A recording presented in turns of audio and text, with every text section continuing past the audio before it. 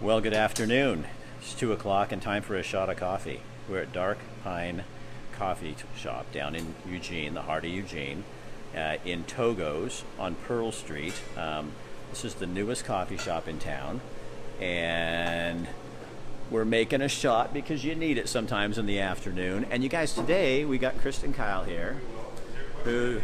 Afternoon, everyone. So we are here, and we've invited the Technology Association of Oregon to join us because we want to understand more about what's going on in tech world. You guys are catering like a huge event they have. We are. They've got a giant event coming up this weekend. We're going to let them talk about it, but we were asked to be their catering sponsor, and we are doing some trade with them, and we've made it work out for all of us that we're going to be providing all the food for their event this weekend.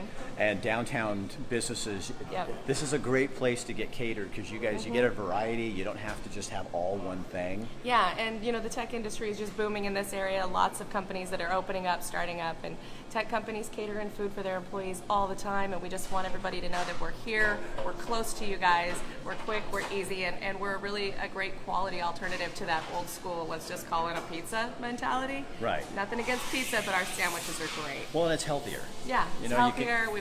We have, like you've mentioned before, gluten-free options, wraps, salads, soups, And you can everything. take your salad and have it wrapped. Any Yep. sandwich they'll wrap for you if Yes, you don't want sir. the bread. But the Yeah, bread's like yeah. the best part. But But- if you're one of those the keto people. Keto people, yes. Okay, let's go talk to Yeah, Matt. let's go talk. So you guys, we're going to get a little update on what's going on in terms of technology and power plant.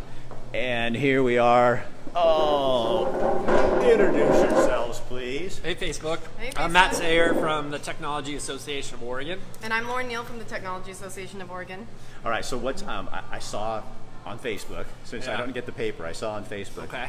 that the steam plant. I want to know more about the steam plant. Yeah, don't we all, right? Yeah. So back in about January, there was an RFQ, and about 5 different teams came forward with their qualifications and sort of an initial vision of what might be possible in a revitalized steam plant. So that's the building that you see when you come over the Ferry Street Bridge, just up the river, and you're kind of like, what is that building?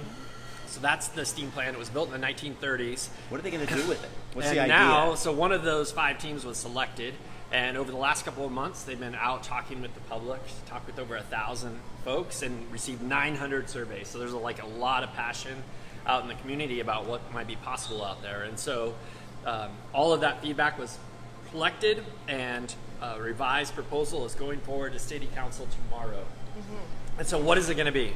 I think in the revised proposal, I think people are going to see a little bit of everything.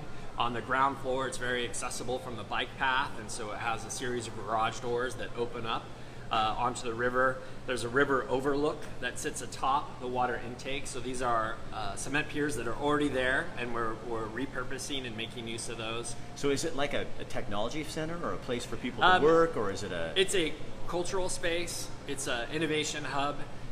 It's a restaurant row. It is all of those things and more, all in one building. So it's a large building. It's 70,000 square feet in there. Yeah. Yeah. Yeah, that's amazing. And we really think that there's going to be something in there for everyone. So Kristen's talking about Hack for a Cause, so... Yeah, no, actually, so we'll just bring attention to that. Matt's going to tell us more about it, but we're excited. We mentioned we're going to partner with them, and we're doing the food for everybody on Saturday night. We've kind of hammered it home in every video that Togo's is a locally owned business here in town, and one of the things that we really want to make sure that you realize is we want to connect with our community. We want to support our nonprofits. We want to be involved with the things that are happening locally that are bettering our community.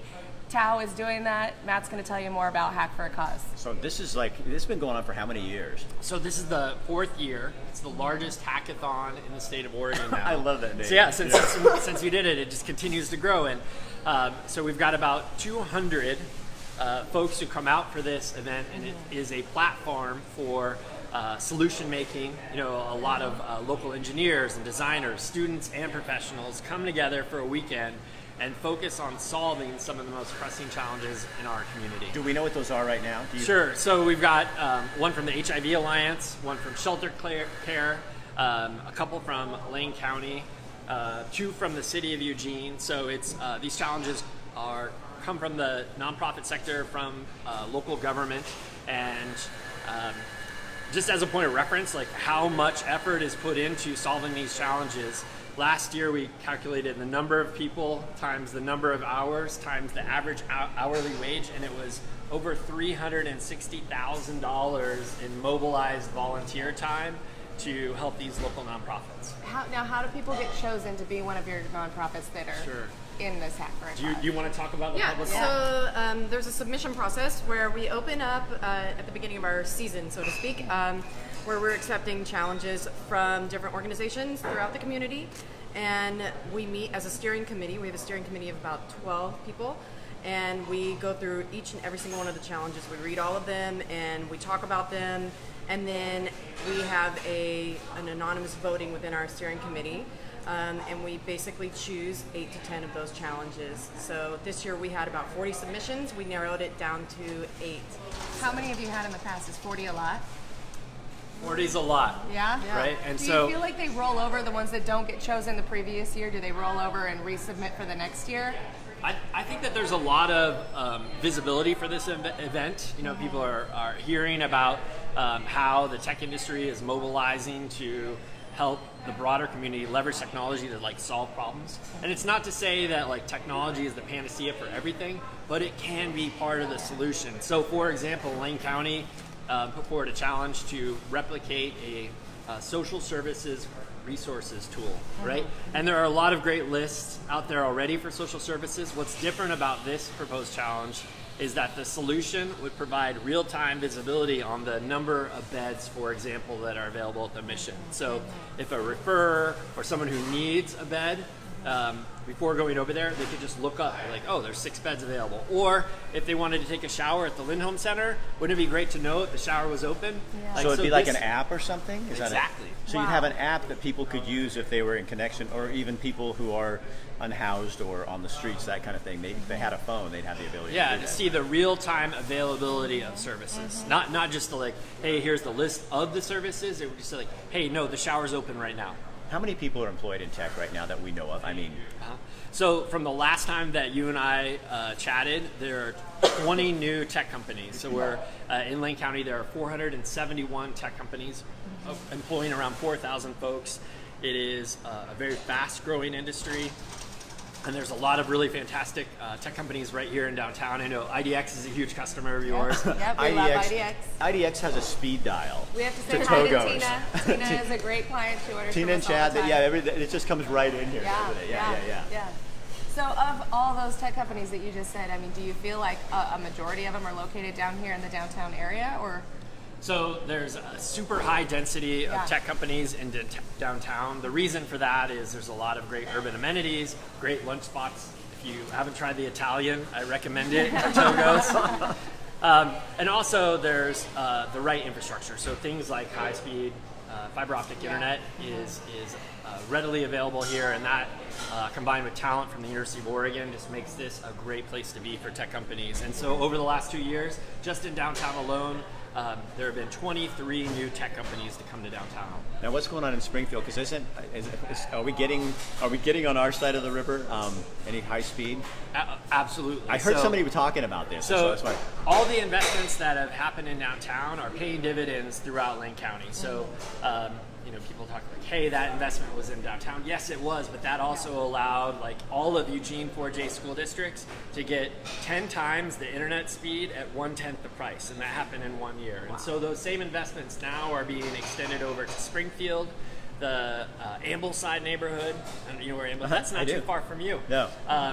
I think there's 161 homes over there, and so Springfield Utility Board, which is the utility on that side of the river, is doing a public-private partnership, and the private sector is coming forward with high-speed, world-class internet in the Ambleside neighborhood, and I think that goes live this summer. You know, I'm in the Eugene Mindworks building, and we were on the one that starts with a C, but now we're on XS.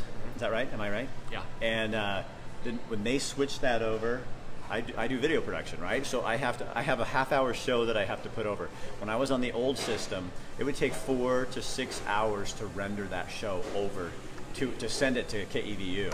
All of a sudden, I plugged it in. It was 2.5 minutes. That's how fast it was. I mean, and I was like, and I thought something went wrong. I went, oh God, I didn't get the didn't whole work. show. It was only like 30 seconds of the show. Yeah. Something went wrong. And then Aloma comes in and she goes, no, we switched it over. And it was, I mean, it's super fast. That's awesome.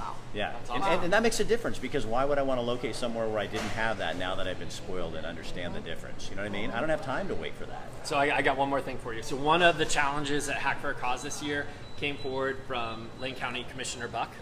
And so basically the challenge is to provide a map that is around broadband. So for example, you're like out Camp Creek or Marcola. Yeah, I Wouldn't have it nothing. be empowering to know like what your neighbors have in terms of ISPs, right? So like what choices are out there and how much do they pay? Wouldn't that be helpful to know? Yeah. Or what actual speeds they're getting? Yeah. Yeah. Very. So if you're going to a restaurant, you use Yelp. If you're buying a used car, you use Carfax. Like you wouldn't buy a used car without those tools, Right. but there's nothing like that exists for internet access. So at Hack for a Cause this year, we're going to build one. We're going to build a national broadband map that informs consumers about what internet choices are out there and sort of informs speed and price and service and all the things that people are sort of curious about but don't really have access to in terms of information. That's fantastic. Yeah, that would be really helpful because you don't know, and that's one of the biggest problems. We're doing these Explore Oregon shows where we go into rural Oregon. One of the biggest problems is connectivity for those communities. They don't have the service, and they're having to find ways to do it, and they are looking for it. But yeah, it'd be nice to have systems that you could actually go to and say, "Oh, Bill and Gene are right down the street, and they're getting this kind of service." So At maybe half the price? Yeah, Yeah. and maybe Well, we is could this get that. something that maybe you could use while you're traveling around? You can see what's available in that area because you have to be able to connect that's an to idea, these too. services. Yeah. Yeah. That's So, awesome. well, gosh, lots of stuff going on. Let's talk about what's going on this weekend. So Yeah. So I brought you guys a present as sort of a thank you. Do you want to hand that one over there? check these That's out. These the- are their shirts. Look, Matt's got one on. Yeah, so we just went over to Threadbare, who That is so prints our cool. stuff. They're like over on Lincoln Street, and they did this really great shirt. That shows up in reverse, I guess, but all the sponsors for the You guys know who those weekend. are. And so we brought one for you too, Rick. Oh, thanks, man. I Yeah. love that. And they're the comfy shirts too. Yeah, There and you go. so this Got it. event is Got it. it's Friday, Saturday. Oh, it looks great. Friday and Saturday and Sunday. There's a spectator ticket for $5, which includes dinner. Saturday includes Togos. I didn't know that. That's And you could go to hack4acause, so that's HACK4acause.org to learn more about the event, the schedule, the challenges, all the nonprofits involved. So you can actually buy a ticket and you can go there and you can watch. Cheer what you're on, saying? cheer Cheer on all the on. people who are solving People. these challenges. Yeah. And the Wow. other thing you can Yeah. do, Kristen, is that you walk around in there, and one of the fun things to do, if you want to have hope in a community, Yeah. you walk around and you hear these college students, because there's always a ton of college students, coming up with these ideas, and you're going, how do you think of that? So it's really a great place to go and kind of get your noodle kind of refreshed. Yeah. Or rebooted, I guess, maybe. You're in a room full of problem solvers who are professionally trained, and this may be the one weekend out of the year where they have a volunteer opportunity that they want to really engage with, and so they bring their God-given talents to the table and focus on solution making. I bet they get excited for it too. I think we all get excited because I mean, like, some pretty amazing things come out of this so event. much creativity in one room. Yeah. Well, and you're actually doing something that's good for the community too. So, and we all like doing that. Something that's Feels not good, right? Selfless stuff, you know. Make an impact. Yeah. Matt, thanks. Lauren, thanks. Thanks. Kristen, thanks. You're welcome. So when you're eating your Togos, or you guys, and be sure and tag two people. Like I know you're all doing this. A coffee card, and they go crazy. Yeah. So tag them, and then we'll pick a winner next week or the week after because I'm gone next week on a rural Oregon adventure. I recommend the Italian again. Yeah. All right. Have a good day, Kristen. Thank you. Yeah. Thanks, Rick. All right, you guys. We will see you. See you later. Facebook.